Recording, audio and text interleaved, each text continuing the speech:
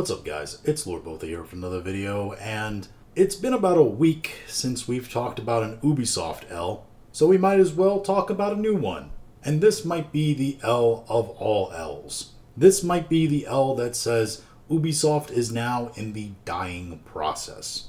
Now, late last week, and this comes to us from Reuters, by the way, Ubisoft announced that they were actually considering a restructure and buyout. And the whole thing was that they were trying to find a way in which Ubisoft shares could be bought out so they could take the company private, but the Guillemot family could still be remaining in charge.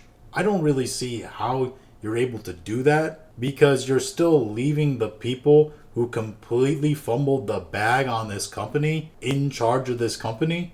It's like somebody buying a losing football team, then still keeping the GM and head coach and everybody there. It doesn't quite make that much sense. But when this was announced, Ubisoft stocks actually skyrocketed. People were super excited about this possibility, that this might actually change the company and might actually get some restructuring done, actual restructuring done, that will point the company in a new direction. The problem is that the buyout and privatization might actually be more like the funeral for the company. Because, and this headline comes to us from Tweaktown, the gaming website, and it states Ubisoft headed towards privatization and dismantling in 2025, industry experts predict. The article states, after a string of failed games, years of controversy, numerous creative and financial restructurings, and costly mismanagement, Ubisoft isn't in a great place right now.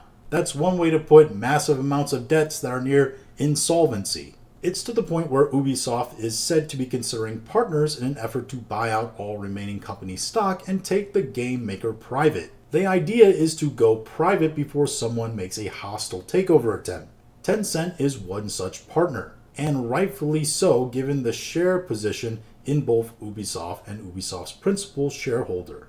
Ubisoft's majority shares are in the control of the Guillemot family under the company called Guillemot Brothers, of which Tencent has 49.9% stake. So the majority shares of Ubisoft is owned by a French company that's nearly half owned by a Chinese company. And they could get completely bought out, and so to avoid being bought out by their Chinese partners, they're now looking for other partners to come in and buy up the rest of the shares so they can have a vast majority, right?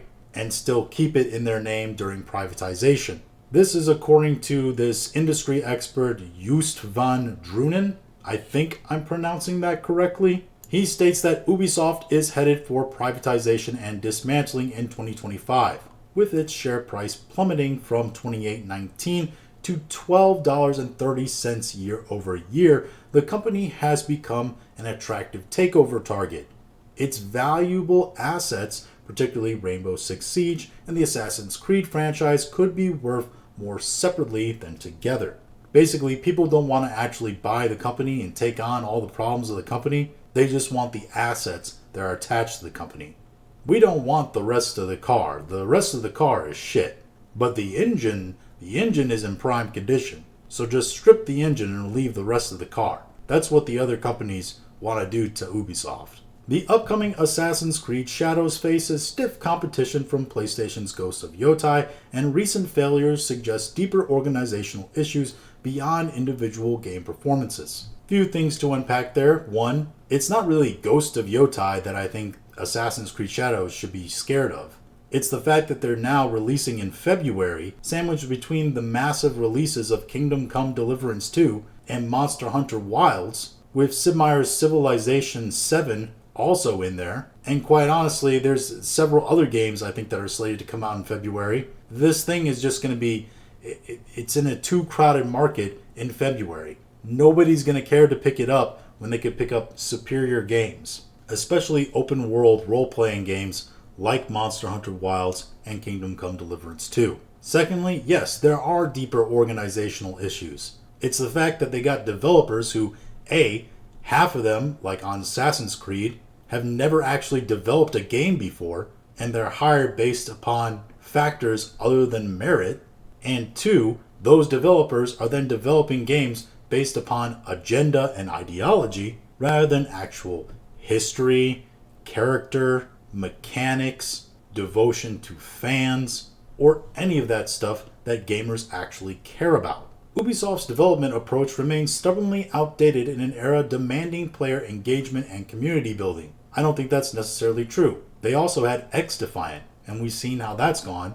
Without a fundamental shift in how they develop and maintain games, they risk further alienating both investors and players. The X-Defiant shutdown isn't just another failed launch, it's a symptom of a company that insists on catering to a passive audience while failing to recognize the urgency to rethink distribution.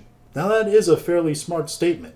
That passive audience he's talking about is the so-called modern audience. You know, the ones that praise games online for their inclusivity and then never actually pick up the game. Praises count for horseshoes and hand grenades and they make you feel all warm and fuzzy, but they're not going to pay to keep the electric on or from your company going insolvent. But none of this is super surprising to me. I, for one, never really believed that Ubisoft would really benefit from their privatization efforts. I just thought it would push them further into the idea of being bought by someone, but it turns out it's even worse than that. Their company probably isn't going to actually be bought by anyone. It's probably going to fade into nothingness, and their assets are actually going to be bought by other companies. So yeah, my prediction about Microsoft potentially buying Ubisoft probably is going to be wrong. Mostly because they're probably going to buy Rainbow Six Siege and Assassin's Creed, and that's all they really want anyway. But yeah, like I said before, in the dying process. That's what Ubisoft is at right now. And they still have this massive failure coming up that's going to be Assassin's Creed Shadows. And then they have Assassin's Creed Hex that's supposed to come out after that, after they try to rake in as much money as possible from a remake of Black Flag. But it's not going to counterbalance those two massive failures that are down the pipeline. And in the end, this is a dead company walking. But those are just my thoughts on all this. If you have your own thoughts, go ahead and leave them in the comments. If you like this video, go ahead and like, share, and subscribe. If you didn't like this video, I appreciate you watching all of it. We'll talk to you again later.